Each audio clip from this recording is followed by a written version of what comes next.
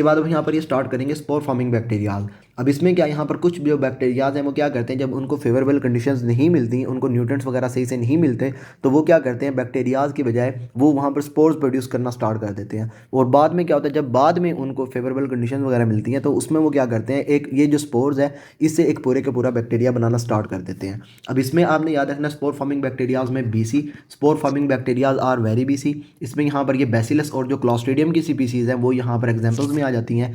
और उसके बाद ना यहाँ पर ये जो बैसिलस और ये जो क्लॉस्ट्रिडियम है ये दोनों यहाँ पर ये ग्राम पॉजिटिव हैं। तो सम ग्राम पॉजिटिव क्या करेंगे, यहाँ पर स्पोर्स प्रोड्यूस करेंगे व्हेन न्यूट्रिएंट्स आर लिमिटेड। और ये जो स्पोर्स हैं दे आर हाईली रेजिस्टेंट। ये क्या कहते हैं, इसमें यहाँ पर क्या, यहाँ पर ये केमिकल और उसके बाद जो टेम्परेचर है उससे ये हाईली रेजिस्टेंट होते हैं और इनके अंदर कोई भी मेटाबॉलिक एक्टिविटी नहीं होती। बाद में जब इनको फेवरेबल कंडीशंस मिलती हैं तो ये एक पूरे का पूरा बैक्टीरिया बना रहे होते हैं। तो यहाँ पर क्या, यहाँ पर ये मेटाबॉलिक एक्टिविटी नहीं होती, हाईली रेजिस्टेंट होते हैं हीट और टेम्परेचर से। और उसके बाद ये जो होते हैं ना स्पोर्स, इसके अराउंड आपको जो होती है ना कोर के अंदर होती है यहाँ पर ये डिपोकोलिनिक एसिड, और ये रिस्पॉन्सिबल होती है फॉर हीट रेजिस्टेंस।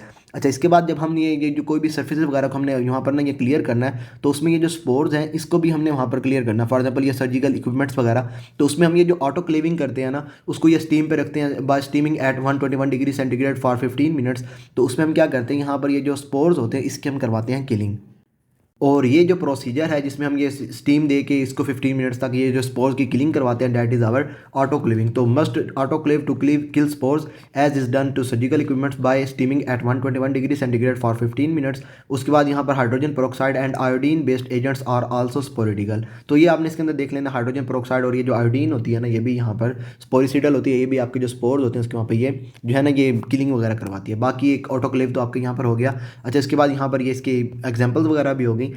इसके बाद हम यहाँ पर ये स्टार्ट करते हैं बैक्टीरियल विरुलेंस फैक्टर्स। और इसमें सिंपल क्या है, यहाँ पर ये जो है ना ये बैक्टीरियाज वगैरह प्रोड्यूस करेंगे फैक्टर्स वगैरह को, और ये जो इम्यून रिस्पॉन्स होगा होस्ट का, जो आपके बॉडी के अंदर जो इम्यून रिस्पॉन्स होगा इससे ही अपने आप को इससे ना बचा रहे होंगे, इससे इवेड कर रहे होंगे। This promote evasion of host immune response. इसमें यहाँ पर आ जाता है ये कैप्सुलर पॉलीसेकेराइड प्रोटीन ए आ जाता है, आईजीए प्रोटीन आ जाता है, और उसके बाद यहाँ पर ये एम प्रोटीन आ जाता है। अब सबसे पहले तो जब हम यहाँ पर ये बात करेंगे ना कैप्सुलर पॉलीसेकेराइड की, तो वही आपको दोबारा से मैंने आपको लास्ट वीडियो में बताया था। फॉर एग्जाम्पल ये बैक्टीरिया है और इसके अराउंडिंग पे आपको यहाँ पर ना ये नजर आ रही है कैप्सूल की लेयर।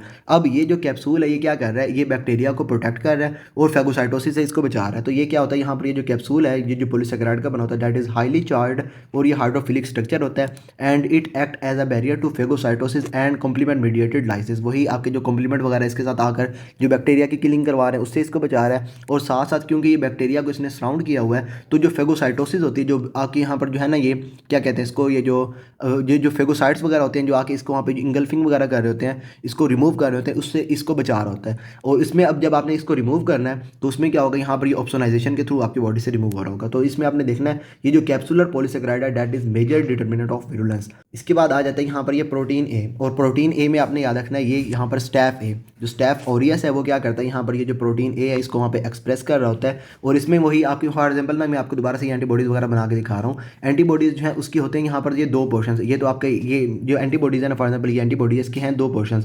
एक यहाँ पर ये ऊपर वाला portion that is F A B portion, और ए बी जो है ये आपको बता रहा है यहाँ पर एंटीजन बाइंडिंग, और दूसरा होता है यहाँ पर ये एफ सी पोर्शन।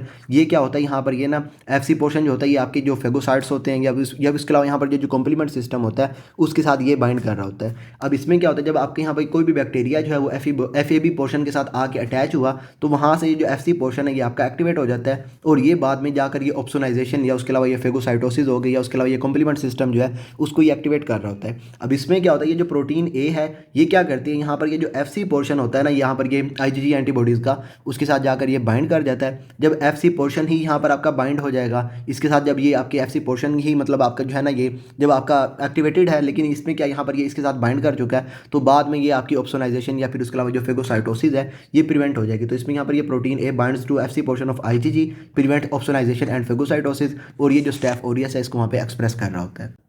इसके बाद यहाँ पर ये आईजीए प्रोटीएज, और इसमें ये आपको नाम ही बता रहा है ये क्या करेगा, जो आईजीएज होंगी एंटीबॉडीज़ उसकी वहाँ पर ये प्रोटीएज करवाएगा, उसके वहाँ पर ये क्लीविंग करवाएगा। और ये आपको पहले से पता है ये जो आईजीए होता है जो वहाँ पर ये म्यूकोजल सर्फेसेज वगैरह होती हैं वहाँ से ये जो आईजीएज हैं ये आपके प्रोड्यूस होते हैं। अब इसमें क्या होगा, ये आईजीएज जो है उसको वहाँ पर ये क्लीविंग करवा देगा, enzyme that cleave IgA allowing bacteria to adhere and colonises mucosal surface. वही जहाँ पर ये म्यूकोजल सर्फेसेज होंगी वहाँ पर ये आईजीएज होंगे, तो ये क्या करेंगे वहाँ पर ये जो म्यूकोजा है उसके साथ ये जो आपके होंगे ना ये आईजीएज वगैरह को रिमूव करवा के वहाँ पर जो बैक्टीरिया है उसको एडहेयर करवा रहे होंगे, उसके वहाँ पे ये कॉलोनीज वगैरह जो होंगी ना वो आपके वहाँ पे बना रहे होंगे। और उसके बाद यहाँ पर ये जो IgA प्रोटीएज है, इसमें सिंपल आपने याद रखना है यहाँ पर दोबारा से वही शीन जो हमने देखा था पीछे, ये जो होते हैं ना हमारे यहाँ पे इनकैप्सुलेटेड बैक्टीरियाज में जो हमने ये वैक्सीनेशन करनी होती है शीन वाली, वही यहाँ पर है। यहाँ पर क्या, यहाँ पर स्ट्रेप्टोकोकस निमोनियस, उसके बाद ये H इन्फ्लुएंजा टाइप बी, उसके बाद यहाँ पर ये जो निजेरिया है, ये जो पेशेंट्स हैं उसके अंदर वहाँ पर ना ये IgA प्रोटीएज जो है उसको वहाँ पर स्क्रीट कर रहे होते हैं। अच्छा, इसके बाद आ जाते हैं यहाँ पर ये M प्रोटीन, और ये तो हमने जो है ना इसको ये रूमेटिक फीवर के अंदर तो बहुत अच्छे से देख रखा हुआ है। यहाँ पर क्या होता है, जो आपके कार्डियक होते हैं ना मसल्स वगैरह, उसके अंदर ये मॉलिक्यूल मिमिक्री होती है,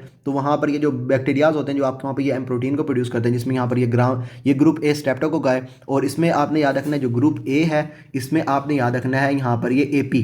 अब इसमें क्या, ये जो ग्रुप ए है उसके अंदर जो आपका होता है ना बैक्टीरिया, वो कौन सा होता है, यहाँ पर ये पायोजीन्स, स्ट्रेप्टोकोकल पायोजीन्स जो है वो होता है ग्रुप ए स्ट्रेप्टोकोका है। बाद में हम इसको सारे को ना अच्छे से डिटेल से करेंगे। अभी के लिए आपने ये याद रखना है कि ये जो आपका होता है ना ग्रुप ए बीटा हिमोलिटिक जो बैक्टीरियाज होते हैं वो क्या करते हैं, यहाँ पर ये एम प्रोटीन जो उसको आप स्क्रीट करते हैं, और ये जो आपका होता है ना ये एम प्रोटीन, ये क्या करता है, यहाँ पर ये जो फैगोसाइटोसिस होती है उसको वहाँ पे ये प्रिवेंट कर होता है, हेल्प्स प्रिवेंट फैगोसाइटोसिस। यहाँ पर ये ग्रुप ए स्ट्रेप्टोकोका से स्क्रीट होगा, और इसमें क्या, यहाँ पर ये मॉलिक्यूलर मिमिक्री होती है, sequence homology with human cardiac myosins, आपके जो कार्डियक मसल्स होते हैं उसमें यहाँ पर जो प्रोटीन होती है उसके साथ इसकी मॉलिक्यूलर मिमिक्री होती है। तो उससे क्या होता है, यहाँ पर ये जब आपकी बॉडी के अंदर ये एम प्रोटीन जाएगा तो इसके अगेंस्ट आपकी बॉडी जो है उसमें क्या होगा, यहाँ पर ये ऑटो इम्यून रिस्पॉन्स स्टार्ट हो जाएगा, seen in acute rheumatic fever. मतलब आपके जो पेशेंट है जब उसकी बॉडी के अंदर ये एम प्रोटीन जाएगा, एम प्रोटीन के अगेंस्ट जो एंटीबॉडीज़ प्रोड्यूस होंगी वो जाकर आपके जो हार्ट के मसल्स होंगे, क्योंकि उसके ऊपर भी वहाँ पर ये मॉलिक्यूलर मिमिक्री होगी, तो उसको जाकर भी वहाँ पर ये डैमेज कर रही होंगी, और वहाँ पर ये ऑटो इम्यून रिस्पॉन्स आपको नजर आ रहा होगा अक्यूट रूमेटिक फीवर के अंदर। वहाँ पर भी आपने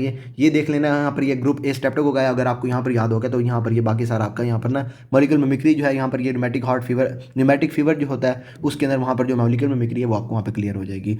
तो ऐसा करते हैं, इस वीडियो को यहीं पर स्टॉप करते हैं। फर्दर आपको इसके अंदर कोई भी प्रॉब्लम है then you can ask me, and till then Allah हाफिज़।